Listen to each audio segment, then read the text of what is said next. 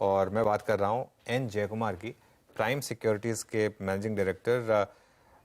जेक्स के नाम से हम इन्हें जानते हैं। 1993 से ये प्राइम सिक्योरिटी से जुड़े हुए हैं। उससे पहले ऑफकोर्स सिटी बैंक के साथ भी रह चुके हैं। आईआईटी दिल्ली से इंजीनियरिंग और आईएम अहमदाबाद से एमबीए और one of the sharpest minds in stock markets. और अपने दर्शकों के लिए बता दूं कि जब मैं मुंबई आया था और F&O मार्केट में मैं इंटरेस्ट ले रहा था, तो एन जय कुमार ने मुझे अपने ऑफिस में बुलाकर मुझे F&O सिखाया था और तब से मैं इनको जानता हूँ। जेक्स, वेरी गुड मॉर्निंग। और जब से मैंने आवाज़ ज्वाइन किया, पहली बार आप शायद हमारे साथ आए हैं, तो उसके लिए बहुत बहुत शुक्रिया। और आप इस वेदर में स्टूडियो तक आए, उसके लिए बहुत बहुत शुक्रिया। नहीं, बिल्कुल, as I said, it is my pleasure.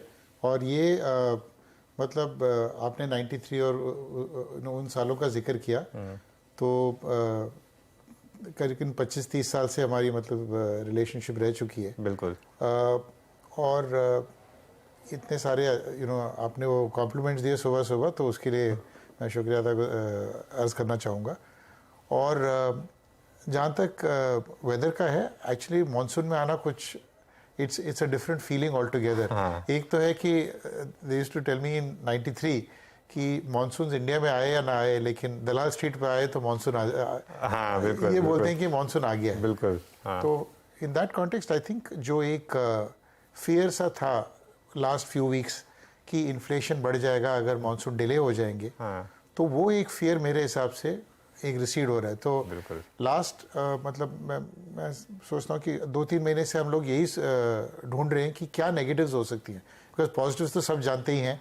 बहुत सारे मतलब लोगों ने आके यहाँ पर आपके चैनल पे भी और बाकी चैनल्स पे भी कहा है कि इंडिया का कोई मतलब कोई there is no option to invest in India, और चाइना +1 रहेगा, US is friendly with India, Russia अपनी तरफ से ऑयल अपने को वेल बिलो मार्केट दे रहा है, एक्सेट्रा। तो नेगेटिव्स ये हो सकते थे कि जब दुनिया में इन्फ्लेशन का फियर था, हम लोगों ने उस फियर को दूर इस तरह किया कि ऑयल हमको $20-25 मार्केट से नीचे मिल रहा था रशिया से। तो जो बहुत बड़ा फियर और इंटरेस्ट रेट्स का था, मैं समझता हूँ वो एक बहुत बड़ा कैनन बॉल हम लोगों ने अवॉइड किया। लेकिन जब मानसून्स की बात आती है, तो पहली बार आई थिंक फर्स्ट 2-3 वीक्स हम लोग थोड़ा हिल गए थे कि शायद उसके कारण हमारा अगर इन्फ्लेशन आ जाए तो some of the India story could wear off. तो जेक्स, तो ये तो क्लियरली अब एक रिस्क फैक्टर शायद होपफुली यहाँ से हट रहा है। आपने बात की जो ग्लोबल फैक्टर्स की, और आप इन साइकिल्स को काफ़ी क्लोजली फॉलो करते हैं। मुझे याद है जब इवन एफआईआई की सेलिंग हो रही थी, तो आपका ये मानना था कि ये बाइंग आएगी वापस और बहुत बड़े तरीके से वापस आएगी एफआईआई की बाइंग। अब जिस तरीके से डॉलर इंडेक्स 100 के नीचे, फेड के भी चांसेस हैं कि पॉज हो, चाइना में क्लियरली अभी भी स्टिमुलस अनाउंस करें, जो भी करें, लेकिन अभी भी कॉन्फिडेंस नहीं है चाइना में। करेक्ट। और मैं एक जेफरीज के क्रिस वुड की रिपोर्ट पढ़ रहा था, उन्होंने काफ़ी वेट बढ़ा दिया है इंडिया में कंपेयर टू चाइना। क्या अभी भी बड़ा पैसा इंडियन मार्केट को चेज करेगा, और क्या इन लेवल्स पर भी आपको लगता है कि रिस्क रिवॉर्ड फेवर में है? अभी दुनिया में जब पैसों का मूवमेंट की बात हम लोग करते हैं, तो they don't bother about levels, उनको एलोकेशन चाहिए। तो मुझे ऐसा लगता है कि जब कोई भी नेगेटिव फैक्टर्स अपने को क्षितिज में नहीं नजर आए, तो तभी एक बहुत बड़ा राइज बहुत शॉर्ट पीरियड में आके मार्केट एक बार टॉप आउट कर सकता है। वो 21,000 जाके करेगा या 20,500 करेगा, क्योंकि अभी भी अगर आप निफ्टी का मूवमेंट देखोगे, 50-100 पॉइंट, 100 पॉइंट, फिर घटता है थोड़ा, फिर बढ़ता है, कोई ऐसा ब्लो आउट राइज आया नहीं है। ब्लो आउट राइज मेरे हिसाब से in the small cap space आ रहा है, तो वो थोड़ा अपने हमको कॉशियसली उस स्पेस को ट्रेड करना है। मिड कैप्स में अभी भी देयर इज इंटरेस्ट, और इंडिविजुअल स्टोरीज में लोग आ रहे हैं। जैसे केमिकल्स बीच में दे कूल्ड ऑफ अ लॉट, उसके बाद केमिकल्स फिर बढ़ना स्टार्ट किया। तो मेरे हिसाब से अगर आप देखोगे, India has become a secular story, but उसमें भी there are short term blowouts that happen, and a lot of hot money that had left India going to China, etc., that has now started coming back in a big way. तो मेरा ये मानना है कि एक 6 हफ्ते के period में कोई एक 10-12% निफ्टी में वृद्धि आ सकती है, उसके बाद एक पीक आउट सा हो सकता है। सो इट्स पैराबोलिक मूव तो बाकी है, मेरे हिसाब से बाकी है, बिल्कुल बाकी है। Specially this dollar index falling, जो लास्ट वो था जो शुड आई से लास्ट रेजिस्टेंस वो भी ब्रेक हो चुका है। 100 का जो था। हाँ। तो एक जेक्स, ये जब हमारी बात हुई थी तो आपने एक कहा था कि निफ्टी में शायद बॉटम बन चुका था। अब ये क्या हम इसको मान लें कि एक लॉन्ग टर्म बॉटम बन चुका है, उन लेवल्स को हम रिविजिट नहीं करेंगे जो इस साल के लोस थे, या मतलब रिस्क रहेगा? मार्केट में कभी नेवर तो बोला नेवर तो नहीं बोल सकते, कभी नहीं बोल सकते। हाँ, I think we have to see कि what can go wrong in the markets at all times. Bear market में we try to figure out कि what can turn the markets. Similarly इस मार्केट में हमको बहुत कॉशियसली इसलिए रहना है क्योंकि the levels are not cheap, but individual stories are still there. I think people will find कि लार्ज कैप्स में काफ़ी कॉन्फिडेंस आएगा अभी भी। सो आई थिंक जैसे HDFC मर्जर हुआ है, so its allocation wise they have gone into global indices. Global banking index में the HDFC merged entity has gone in, तो उसमें और पैसा आ सकता है। Like this there could be individual pockets which can drive. मैं नॉर्मली स्टॉक्स की बात नहीं करता हूँ, but Reliance has been an underperformer for the last so many months I would say almost, and मेरे हिसाब से अब रिलायंस में एक बहुत बड़ा आउट परफॉर्मेंस आ सकता है। So these are things that could change the index complexion. Plus पहली बार ये बैंकिंग सेक्टर में यील्ड्स का favour, inflation wise favour, NPA नहीं होना, निम्स ग्रो करना, रिटेल रहना। हालांकि लोगों ने कहा है कि रिटेल में बबल हो सकता है, बट फिर भी क्योंकि like a credit card it is disbursed, so there is no large write off और provision that the banking sector में भी रिक्वायर्ड टू टेक। तो ये सब फैक्टर्स देखते हुए बैंकिंग, रिलायंस, ये सब मतलब some of the leading ones are in line of the market, and this is at a time when the technology stocks are under tremendous pressure. In fact, technology जितना pressure में है उतना pharma has benefited, क्योंकि you know export facing stock people have put money. तो market में leadership कहीं ना कहीं से आ ही रहा है। तो मुझे लग रहा है कि ये नहीं बोल सकते हैं कि पुराने लोज नहीं विजिट होंगे। आप क्या लोज मानोगे? 16,000, 17,000, वो भी बात आ जाती है। तो आई फील कभी भी यू शुड अज्यूम कि 15-20% का एक ब्लैक स्वॉन इवेंट आ सकता है। हालांकि वो ब्लैक स्वॉन इवेंट अगर आप और मैं डिस्कस कर सकते थे तो ब्लैक स्वॉन नहीं होता। एग्जैक्टली, वो पता नहीं होता, तभी आएगा। तभी आएगा। तो but individually people are still cautious, and for the first time funds are becoming clear that they want to invest in India. जब ऐसा माहौल बनता है तो एक ब्लो आउट राइज आता है, और ब्लो आउट राइज में एक पीक बनता है। अभी भी local funds I am told are 8-9% in cash. तो ये सब देखते हुए मेरे को लग रहा है कि मार्केट अभी पीक बना नहीं है, और लोग भयभीत हैं थोड़ा बहुत कि तो क्या करते हैं कि IPO में इन्वेस्ट कर लेते हैं as a proxy for the markets. बिल्कुल। सो IPO में मेरे को लगता है वापस बबल आएगा, but the existing market conditions are not showing overbought conditions. Okay, बिल्कुल। अच्छा, जेक्स, आपने बैंकों की बात की। कल एक थोड़ा सा स्केयर मिला बैंकों को लेकर, वो फेडरल बैंक के नंबर्स के बाद। हालांकि एक ही बैंक है ये, तो PSU बैंकों पर आप बहुत कंस्ट्रक्टिव रहे और बहुत बुलिश रहे, और आपने हमेशा ही कहा था कि बहुत यहाँ पर एक एडवांटेज है, एक NPA साइकिल क्लीन आउट हो चुकी है। अभी भी आपको लगता है कि यहाँ से भी PSU बैंकों में अच्छा पैसा बनेगा? क्योंकि हमारी जो रिटेल ऑडियंस है वो काफ़ी, उन्होंने पैसा लगाया भी है PSU बैंकों, और काफ़ी पैसा बनाया भी उन्होंने। मुझे लग रहा है कि अगले 3-4 साल में PSU बैंक्स जो पहली बार वन टाइम बुक तक आ रही हैं, अभी देखोगे तो एडजस्टेड बुक बेसिस में ऑन 24 नंबर्स FY24 के बेसिस में वन टाइम बुक पे से कम है अभी भी। तो banking world wide in a mature market trades at 1.25 times book, sometimes below book also. लेकिन यहाँ तो ग्रोथ साइकिल अभी शुरू हुआ है। तो आई थिंक यहाँ से over the next 3 years 50 to 75% gains इनमें अभी भी बचा है। So it may not be a straight line, but it will be, I think, in bits and pieces. The more bullish thing actually is that more and more RBI ये कह रहा है कि NBFCs को आप बैंकों में मर्ज करो या with each other मर्ज करो. So the RBI oversight has been exceptional. आज RBI ने मेरे हिसाब से बहुत बढ़िया सर्वेलेंस करके बैंकों का जो कंट्रोल और मॉनिटरिंग है, they have kept it to very high level. तो Indian banking is not at risk like a lot of banks in the international markets have been. तो इस माहौल में आई थिंक कंसोलिडेशन भी होगा, multiples will also expand, and while private sector banks have come down from 4 times book to maybe 3.5 times or 2.5-3 times. I think PSU banks could go to 1.5 times to 2 times over a period of time. Okay.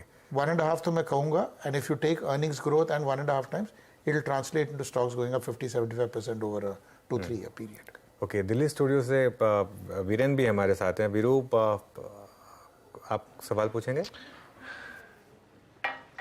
Ji sir, good morning. मेरा प्रश्न अभी आपसे एक ये था कि mid cap में अमूमन इन्वेस्टमेंट के लिए हम एक ना एक थीम को पिक करते हैं। ठेरे साहब प्लीज़ मेरा ऑडियो बंद कीजिएगा। मिड कैप में एक थीम ये थी गेमिंग इंडस्ट्री। सडनली जो रेगुलेशंस में चेंज हुआ है, बदलाव किया गया है, 28% का GST, इसको आप कैसे देखते हैं और इस इंडस्ट्री के लिए इसका इम्पैक्ट क्या होगा और आगे आने वाले 1-2 साल पे इसका इम्पैक्ट क्या पड़ेगा 28% के GST रेट का? मेरे हिसाब से अगर if I study this carefully and we been involve with this industry quite a bit, मुझे ऐसा लगता है कि बहुत सारी छोटी छोटी कंपनियों ने मिसयूज अक्रॉस द बोर्ड किया है। तो अनफॉर्चुनेटली जो गवर्नमेंट का मूव आया है, it is to curb a lot of unauthorised and जो छोटी कंपनियां, बहुत सारी कंपनियां करती आई हैं। मेरे हिसाब से ये जो 28% है, the percentage it self is not a problem, but किस चीज़ पे ये 28% लागू होगा, ये अभी भी थोड़ा बहुत लैक ऑफ क्लैरिटी है। Business plans will change, I think लोग एडजस्टमेंट करेंगे, बट जिनको खेलना है 28% के साथ अगर खेलें तो पैसे बनाने के मतलब मेरे हिसाब से chances reduce a lot, and know industry can survive eight 28% kind of costing. But I think the government has decided that they want to keep it at 28%. They don't want a problem, and a lot of unauthorized players will disappear. तो जो बड़े हैं, जो top 2-3 in each of the verticals है, जैसे whether you say rummy poker या casinos या real money gaming, the top 2-3 will survive. But I think like all good industries, when this happens, the advantage will be to the top few players.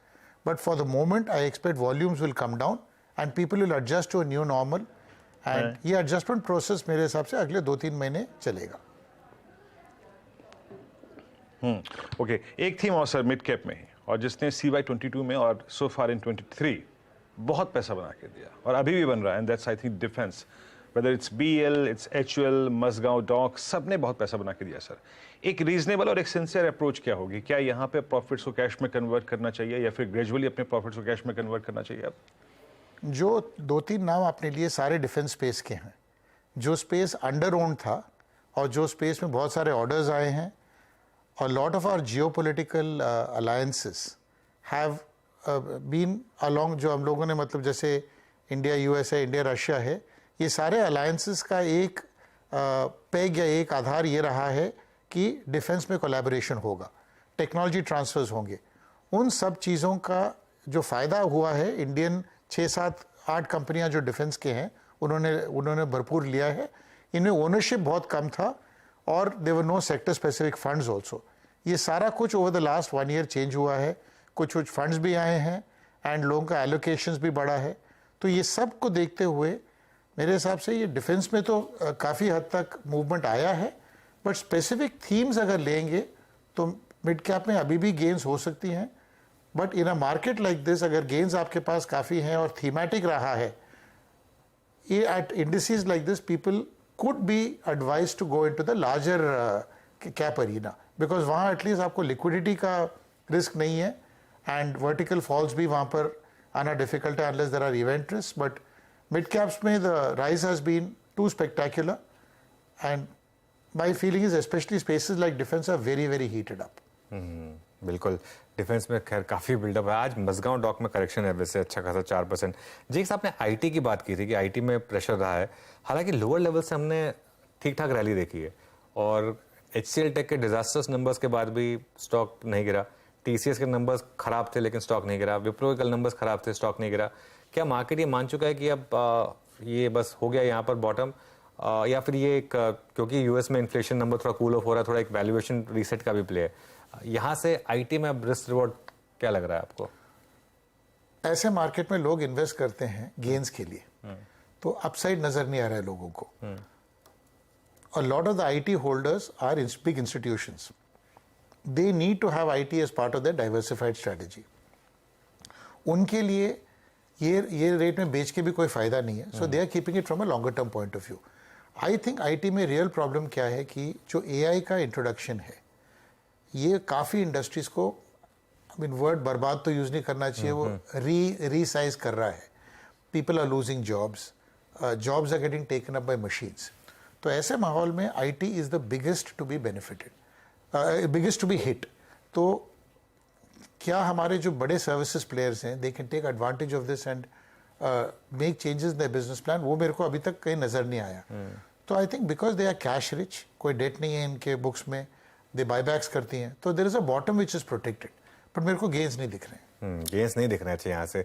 अच्छा जेक्स, आप normally stock specific chats avoid करते हैं और मैं normally पूछता भी नहीं हूँ, लेकिन एक स्टॉक मैं पूछूंगा आपकी परमिशन से जो आपका एक जिसने आपको काफ़ी पेशेंस आपकी टेस्ट की, लेकिन पिछले 3 महीने में ज़बरदस्त रिवॉर्ड दिए हैं, टाटा मोटर्स.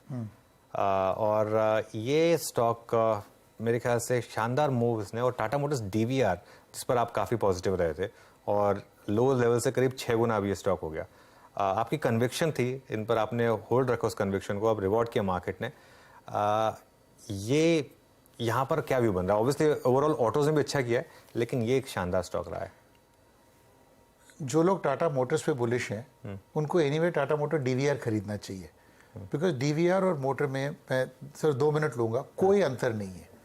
इनफैक्ट जब डिविडेंड देना चालू हो जाएगा, जैसे अभी हुआ है, डिविडेंड गेट्स 5% हायर डिविडेंड. तो अगर 10 रुपये टाटा मोटर्स देता है तो 10 रुपये 50 पैसे डीवीआर मिलते हैं, विच मीन्स अगर भाव आधा है लगभग, तो आपका यील्ड तो डबल हो गया in any case. Number 1. Number 2, सिर्फ एक चीज़ है कि आपको वोटिंग राइट्स नहीं है. जो टाटा ग्रुप में वोटिंग राइट्स हो या ना हो, इससे कोई खास फर्क पड़ता नहीं है. बिल्कुल. तो अभी तक मेरे को समझ नहीं आता कि दुनिया भर में जो नॉन वोटिंग शेयर्स हैं जिसमें हायर डिविडेंड रहता है, वो एक्चुअली पार या स्लाइड प्रीमियम पे भी कोट करती हैं, but at a discount not more than 3 to 5%. जैसे अल्फाबेट का आपने एक रीजन दिया था. बहुत सारे उदाहरण हैं इसमें. तो इसमें 50% डिस्काउंट कोट करना, तो मैं स्टॉक भी नहीं, मैं तो इन एनी केस आपको बोलूंगा, अगर आपको एक बेट लेना हो तो to buy Tata motor DVR and hedge it with Tata motor also make sense, but not that individuals do it, but the DVR मतलब it's obvious you to buy it. कि ऐसे मैनेजमेंट में it's not any other run of the mill management, it's the best management virtually in the country, और उसमें आपको वही दाम, वही इकोनॉमिक इंटरेस्ट आधे भाव में मिल रहे हैं. तो मुझे लग रहा है कि ये एक एबरेशन है जो चला आ रहा है. And sometimes there is a English में फ्रेज है, हिडन इन प्लेन साइट. मतलब आपको सबको दिखता है लेकिन सबको फिर भी नहीं दिखता है. It is that kind of a thing. So but Tata Motors themselves I think business wise it is done much better. And I think Jaguar land rover का पॉजिटिव कैश फ्लो की बात है, नेट रिडक्शन के सारे जो आंकड़े आ रहे हैं indicate they are on the right track. So keeping that in mind, I'm very bullish on the stock still, and I want to make the disclosure that I own the stock, and I Absolutely. want to make that. This is not, I mean, you brought it up, so मैं Exactly. नहीं, वो disclaimer और disclosure बिल्कुल जेक्स की तरफ से, और क्योंकि ये बहुत शानदार स्टॉक रहा है, इसके लिए मैंने इसकी चर्चा की. जेक्स एक बहुत छोटा सा ब्रेक लेंगे और ब्रेक के बाद कुछ और बात करेंगे थोड़ी देर में. ब्रेक के बाद 10 कदमदार ट्रेड में आप सभी का स्वागत है. इंडेक्स ट्रेस होकर 19439 और नीचे आया है, और बैंक निफ्टी आपकी स्क्रीन पे 44750 पे और बैकफुट पे आके ट्रेड करता हुआ. इस वक्त हम एक खास चर्चा में हैं. इस वक्त खास चर्चा लंबे प्रोस्पेक्टिव से निवेश के लिहाज से श्री NJ कुमार साहब के साथ. सर, मैं अभी आपसे 2 मिड कैप की थीम्स के बारे में बात कर चुका हूँ, और एक ऐसी मिड कैप की थीम जिसने पैसा बना के दिया है और अभी भी बन रहा है, और इस इंडस्ट्री के सारे stocks all time high trajectory में, and that's hospital segment. Sir, post covid थोड़े से आई थिंक चैलेंजेस थे, आई मीन, लेकिन अब मेडिकल टूरिज्म एक बार फिर से खुलने के बाद और जो नॉन कोविड रेवेन्यू है फिर रिस्टोर होने के बाद, Apollo, max, global health, Fortis को देखिए, मैक्स को देखिए, सब ऑल टाइम हाई ट्रैजेक्टरी पे. यहाँ कमिटेड रहना चाहिए, ये स्पेस पैसा बना के देगा अभी भी, आपका व्यू सर? स्पेसिफिकली ये स्पेस मैं ट्रैक नहीं करता हूँ, बट अगर आप ये देखोगे कि normally the kind of facilities that we have seen have sharply मतलब काफ़ी में बढ़ावा आया है जो फैसिलिटीज़ इंडिया में सेटअप हो रही हैं. एंड सारे ग्लोबल प्लेयर्स इधर हैं, सारे private equity players this particular space में फोकस करते ही हैं. तो उस फोकस के साथ इन्वेस्टमेंट्स भी हो रही हैं, एंड आई थिंक ये space will continue to be buy on dips. हालांकि अभी के लेवल्स थोड़े इन्फ्लेटेड हो सकते हैं, बट हर एक करेक्शन में ये लेवल में पैसा आएगा and this is a round the year space. During Covid इसमें थोड़ा ज़्यादा उछाल आ सकता है during periods like that, but otherwise मेरा अनुमान ये है कि जब भी कोई करेक्शन आएगा ये डिफेंसिव स्पेस में पैसा ज़रूर आएगा. ओके, पैसा जरूर आएगा, चेस करना चाहिए. डिप्स अगर मिले तो सर का मानना है कि आप इसको बाय जरूर करिए. एक स्पेस और, सिंस अभी कोविड का जिक्र हुआ सर, तो उस इंडस्ट्री का जिक्र बहुत करना जरूरी है जिसने during the Covid and post Covid सबसे बड़ा मजा लिया, और वो था केमिकल्स. सबसे ह्यूज कैपेसिटी एडिशंस हुए, कंपनियों ने मार्जिन्स बहुत स्ट्रांग, अगर आप देखें कहीं ना कहीं गेन किए, रेवेन्यू काफ़ी स्ट्रांग था. अब suddenly I think because of that China factor, China की सप्लाई, चाइना की खुद की डिमांड कम होना, आपकी खुद की कैपेसिटी का काफ़ी सब्सटेंशियली हाई होना, अब थोड़ा सा केमिकल स्पेस में हम पेन देख रहे हैं. अगर आप ड्यूरिंग द कोविड और पोस्ट कोविड इन्वेस्टेड थे, पैसा बना, क्या करना चाहिए इस वक्त केमिकल स्टॉक्स में? आपकी अप्रोच क्या होगी सर? जो आपने ये सेक्टर का जिक्र किया उसमें बहुत बड़ा एक फैक्टर है चाइना. चाइना के ना पॉलिसीज़ हम एस्टिमेट कर पाते हैं, ना कोई प्रेडिक्टेबिलिटी है. ये आप और हमारा प्रॉब्लम नहीं है, ये पूरी दुनिया का प्रॉब्लम है. चाहे यूएस को आप ले लो, चाइना के पॉलिटिकल ओवरटोन्स और इकोनॉमिक पॉलिसीज़ क्या फॉलोआउट्स आती हैं, वो अपने खुद के टेक्नोलॉजी सेक्टर में बहुत सारे बदलाव लाना चाह रहे हैं. Chemicals is just one small sector जहाँ पर 3 चीज़ों का मैं उसमें स्पेसिफिक फैक्टर्स मेंशन करूँगा. एक तो इंडियन कंपनीज़ में these are low float companies, तो जो इम्पैक्ट आता है ऊपर जाने के टाइम और नीचे करेक्शन के टाइम में बहुत ज़्यादा होता है. It is much more then in normal spaces. Number 2, ये अगर चाइना +1 के पॉलिसीज़ पे निर्भर है तो एक और बड़ा अनसर्टनिटी आ जाता है. And third, China itself what they want to do is not very clear. आप दूसरा एक स्पेस देखोगे, China link which is metals, जो इतना बड़ा इम्पैक्ट चाइना का आता है, तो markets don't give you very high PEs. तो गुड टाइम्स में तो जो आपको गेन्स 3 साल में या 4 साल में आने चाहिए वो 6 महीने में आ जाते हैं. उसके बाद आप देखोगे 6 महीने में गेन्स आते हैं, अगले 1.5-2 साल आप करेक्शन देखते हो, बट पॉइंट टू पॉइंट देखोगे फिर भी गेन्स आ रही हैं. सो इसमें टाइमिंग का बहुत बड़ा महत्व है. और अगर आप केमिकल्स या मेटल्स देखते हो which are so China dependent, people will tell you कि when the mood is the most pessimistic you buy, and जब मूड बहुत ऑप्टिमिस्टिक हो तो आप बेचो. मतलब बिल्कुल काउंटर इंट्यूटिव है ये, मतलब ये नॉर्मल सोच के बिल्कुल विरुद्ध है. लेकिन क्यों ये बोला जाता है? क्योंकि कंसेंसस जैसे बिल्डअप होता है, ये स्टॉक्स में डिमांड आता है तो the rise is vertical. Like when everybody turns bullish you have to sell off because they are so dependent on policies. तो मेटल्स और केमिकल्स में मैं यही बोलूँगा. हालांकि अभी अगर डॉलर इंडेक्स देखोगे which is a more lasting impact on metals have turned bullish. And there is one other factor मैं बोलना चाहता था कि normally high interest rates के बाद जब interest rates peak out, then the world moves towards real assets, whether it's real estate, capex, capital goods, etc. That gives its own demand for metals. तो dollar index घटना, index inflation का peak out होना and capex cycle का turn होना, ये metals के लिए बहुत बुलिश है, which is outside of China as a factor. But chemicals is almost entirely linked to that, despite whatever else we might say. All right, Jake साहब, बहुत अच्छा लगा आपसे बात करके.